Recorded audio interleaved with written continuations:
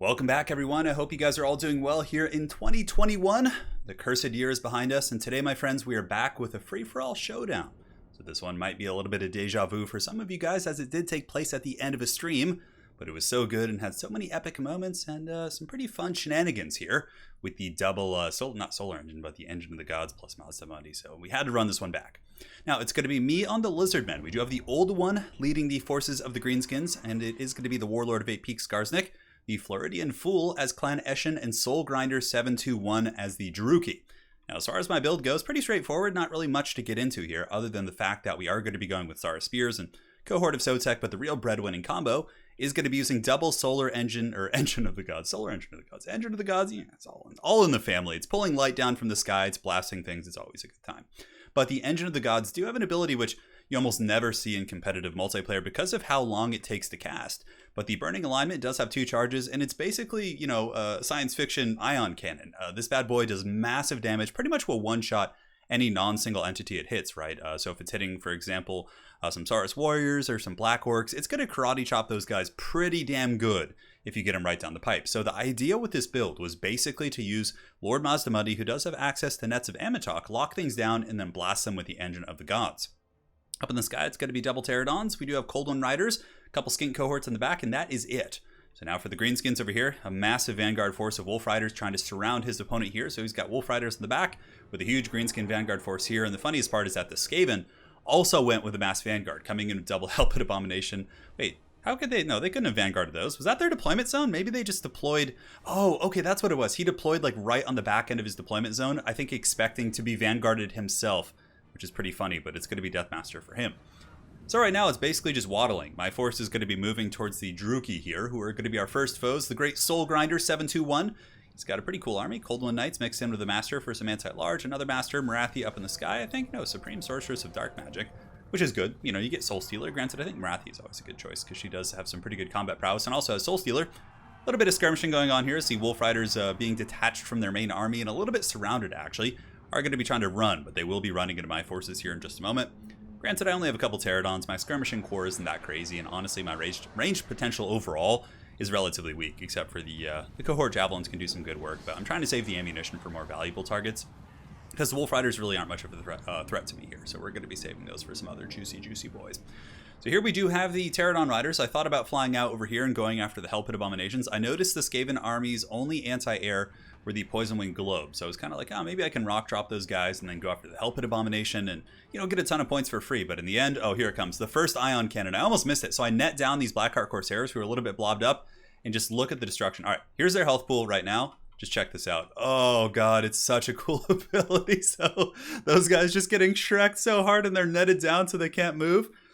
This really kind of inspired me to try this out in multiplayer. Like, actually in a competitive game, bring like a net with a solar or an Engine of the Gods, and it's so funny. I like never use it, so I always call it the wrong thing. But yeah, just let's go ahead and take a look at the damage after the fact. So it just completely deletes more or less these 2 units. These guys are probably both going to be breaking. One of them shaken, and yeah, that was most certainly Value City. The Engine of the God probably up to a decent amount. Yeah, up to 68 kills right now. Probably close to 1,000 gold value earned, considering it took massive HP off the Corsair Handbows, which cost over 600 gold. So here we do have a little bit of a battle. So it's going to be my dinos fighting against the Cold One Knights, and I think some Dread Knights are going to be coming in as well. Now, of course, these Cold One Knights in a vacuum would be quite good against my Ancient Stegodons with their anti-large. But considering I do have buffering on the ground and skinks and also have cohorts on the flanks, they're throwing those poison javelins into them, the trading isn't going to go super well for them. So those Cold One Knights are going to be pushed back, and we should more or less be okay here in this situation. Lord Chungus as well. Mazda Mundi seems to be in okay shape. The Ion Cannon, so far a success, and looks like a big Soul Stealer is going to be coming down from my opponent, so very well played to him. That's going to get a ton of points. So just watch his points right now. He's at like 1,900, and now he just skyrockets up. 2,100, probably will get close to 23 before all of the ticks do go off. Soul Stealer definitely can get you some big points here in multiplayer FFAs. So here are the Pterodon Riders. I was trying to do a little bit of harass, but it didn't go so well, with my opponent doing a very good job with his Poison Wind Globes, and we also have a huge battle between the Greenskins and the Skaven. So it's going to be a bunch of goblins, nasty skulkers battling Skaven slaves. Greenskin archers here in the back getting some good focus fire against the Plague Priest. But it also looks like the Skaven did get a big flank. Some Plague Monk summons looks to have gotten back here with some Wolf Rats as well. Oh, did Skarsnik just blast all his own guys? How do they all take so much damage and break? It looks like Skarsnik uses Prodder there, but it might have done a little bit of friendly fire and led to the mass rout of his units. Hard to say. Not quite sure, but the Wolf Rats, of course, very good at doing that kind of thing, like harassing the back line, going after archers, and really causing some serious drama.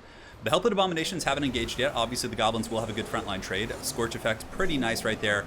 But the Warlord of Eight Peaks is holding on, man. And so far, I am in first here with the Ion Cannons, having done some huge damage. Soul Grinders in second, Old One in third, and Floridian Fool and him pretty much have a negligible difference in terms of points. Both those guys really scrapping pretty hard here. And especially good considering the Greenskins had like a lot of their force vanguarded over here, so they're fighting without more or less like 1,200 or 1,400 gold from those Wolf Riders, and still putting up a great fight for sure. Now back to this side of the battlefield, another Soul Stealer going down once again, so it looks like it just might have came off cooldown after that entire time. And we're doing good. We've pushed off the Master, we've taken a little bit of damage on Lord Mazdamundi, but the big thing is our Solar Engines are both healthy, and our Pterodons are in good shape, so they can fly over and do some nice harass. Here you can see the cohort's going to be unleashing some javelins into these Wolf Riders, and Skin cohort's definitely very good for this. Oh, another Ion Cannon going down here. I tried to get it. I didn't have a net available at the moment. I think my Winds of Magic was a little bit low. I'd used Apotheosis, so I tried an Ion Cannon, but my opponent, you know, not going to be caught by that twice, except maybe this one might go in there. Yeah, all right. A little bit of fun, but they were very scattered in their formation, so they didn't really take that much damage. But don't worry, guys. I still have 2 more Ion Cannons, both of which will be used in a glorious fashion here in this match. The Master getting rammed by the Ancient Stego on the Engine of the Gods. And, you know, a lot of people forget, Engine of the Gods is still an Ancient Stegodon. Those things are no joke. And they also have a couple cool auras. If you look here, they give ward save to nearby allies, and on top of that, they do improve your power recharge rate. I was wondering during the game, I had so much Winds of Magic, I was like, why am I not running out of winds? But it occurred to me, I've never really used the Ancient of the Gods, or I have, but just not in a long time. And, yeah, that bad boy was getting me some juicy wins. I wish I was like a better Lizardmen player so I could like try and apply it in an actual good build and see if it could work. But I feel like, all right, what's a matchup that somebody brings like elite infantry against Lizardmen? Maybe against Greenskins they might bring like Black Orcs. So maybe bringing like an Engine of the Gods plus Mazda like on Zlok there could be a good combo. Like those are your 2 big dinos. You have an answer against Black Orcs and Savage Orc Biggins. Like you can pretty much, you know, take them out of the game with that combo. It's a little bit of an investment, but you also get ward save. It's not like that's all you're getting. Anyways, back to this battle. It looks like the Greenskins have been pushed back by the Floridian Fool, who's rapidly taken first place here, having broken the Greenskin lines, probably because the Poison Wing Globadiers were able to get in combat here. Here you can see some Eshin Triads getting down and dirty with their Guandos or their Halberds, whatever the hell those things are called, and should be able to make mincemeat of those characters. And both Hellpit Abominations, unfortunately for me, are in very, very good shape here. Hellpit should be quite good against my army. The Ancient Stegodon's quite vulnerable there, and I think my Pterodons are more or less kind of beat up. I have a couple flying around, but I do have some Sara Spears, which should help me kind of buffer against those. Now, Globadiers firing into the Goblins, a little bit of friendly fire, of course. I'm sure they'll be hitting the Hellpit Abomination if they keep firing, but Skarsnik, the Warlord of Eight Peaks, is getting shanked by Deathmaster, which could mean his doom here. Granted, he is a very cunning Gobbo, so if he breaks and able to get away here, I don't know if Deathmaster is going to want to pursue and chase him off the battlefield when there's a big Lizardman force kind of closing in. Up on the high ground here, you can see that the glorious Druki have moved forward, and now they're going to be doing battle with the Council Guard. Oh yeah, the Council Guard is such a prime target for that, because Skaven elite troops, the Storm Vermin and, you know, Storm Vermin Halberds are all super tightly packed. So getting a big, juicy Engine of the Gods blast on those guys is going to be pretty big. And for anyone who's watching the stream, you probably remember I had a pretty big hard-on for trying to get this. I was like moving my whole army just trying to only get the Council Guard caught here. So you can see my Stegodons and Mazdamundi are kind of waddling this direction.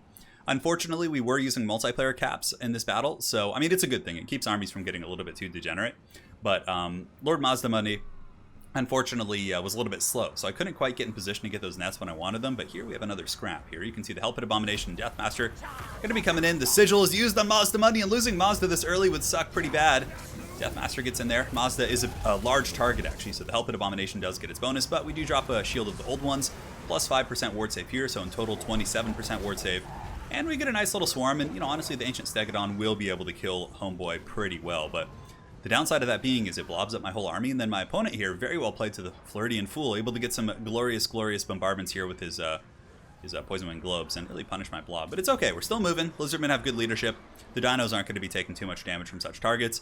And I am now in range to get the Solar Engine Blast. But Mazdamundi's a little bit out of range, but I'm just force pathing, just eating the attacks from that Hellpit Abomination. Really trying to make it happen for you guys. So we're at 9,009. The Skaven are currently at 10,000, a little bit ahead of us by about 200 points. We have shut down the Globadiers, so one Globadier is really in bad shape here. And all the Pterodon Riders are just sitting on top of the Hellpit Abomination, dropping some huge shots. My opponent doing a good job keeping my Ancient Stegodon from getting here, but now is the time. Mazdamundi drops the net, and the Solar Engine is here. Oh, baby. Full chub. Engaged, let's go. So here comes the Enter the Gods. It started a little bit far back, but 6,000 HP. Let's get you guys a cinematic shot. So take note, I'm at about 10.5 before it starts. And oh my god.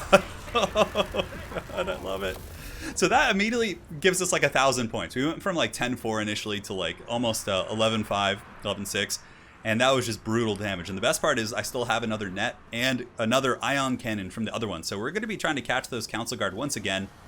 But, you know, if we hadn't gotten those Council Guard with that, I think we might have actually lost this. They still have a Plague Furnace, and the Council Guard would have been a massive pain in the ass for my two big dinos and Mazda Mundi. Plus a Hell Pit Abomination, we for sure would have guaranteed probably been in some massive trouble. Granted, Deathmaster does break. You can see one of the Hell Pits breaks, and Skarsnik doing everyone a favor. Apparently he did survive and routed to the edge of the map. The Warlord returns, baby!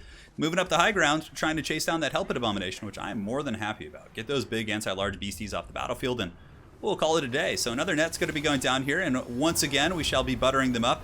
And here they are, 71 models, and I think you guys deserve the slow-mo punishment here for these poor Skaven.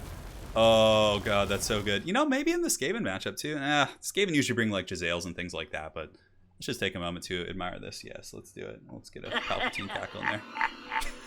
While they're blasted by the ion cannon. I have this Streamlabs, and the only thing I programmed it to do is to do Palpatine cackles. Alright, so looks like looks like that bad boy's down for the count. Down to 25 models, gets us another huge boost in points there. And from here, it's mainly going to be some just whack-a-mole. Looks like my Ancient Stegodon has been rampaged by Skarsnik. I think he came in with the fermented fungi, which is pretty funny because it forces me to attack his enemy. So very much a Gabo scheme. Now the Druki do have a couple units left. It looks like here in the back they do have Black Ark Corsairs, but I think that's more or less it. No, they actually have a Supreme Sorcerers and some Chariots over here, which are battling a core of Goblins. So you can see some Night Goblin Archers are going to be rode down. Probably this entire Goblin army could be killed here by the two Scourge Runners just cycle charging effectively, which looks to be the case. Back in this battle, Curse of a Bad Moon going down from Skarsnik's people there. It looks like the little Goblin Shaman was able to come back and strike. And here we're going to be running down these Council Guard. Those guys are pretty much finished off. I think in total there's 8 left. Yes, they're going to get shanked by the Lizards pretty good. So our Spear should be able to polish them off. Nice Scorch from my opponent. It does hit all of my Sars, especially in the densely packed area of the formation. Getting these Skaven some pretty nice points.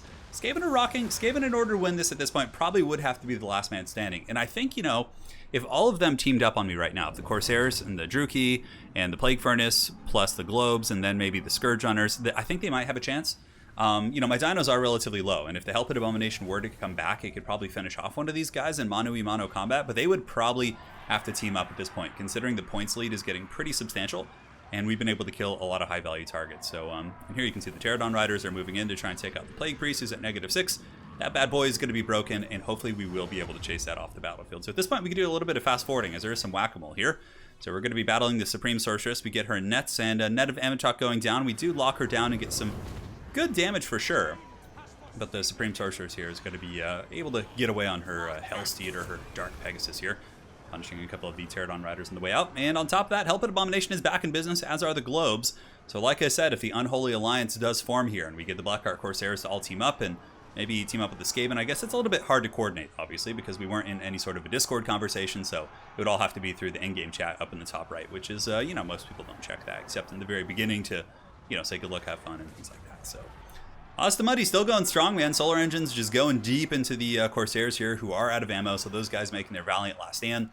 And from here, like I said, a lot of it's going to be whack-a-mole. Skaven still do have 2 Hell Pit Abominations, but with my Sara Sphere buffering, you can see we are able to isolate and really punish those Hell Pit Abominations despite getting the healing. Thankfully, we do also have something to chase down the Hell Pit Abomination, so the birdies are going to be hunting them down, making sure they don't come back, I think, although that Hell Pit still rallies. Maybe it's because I took the attack order off.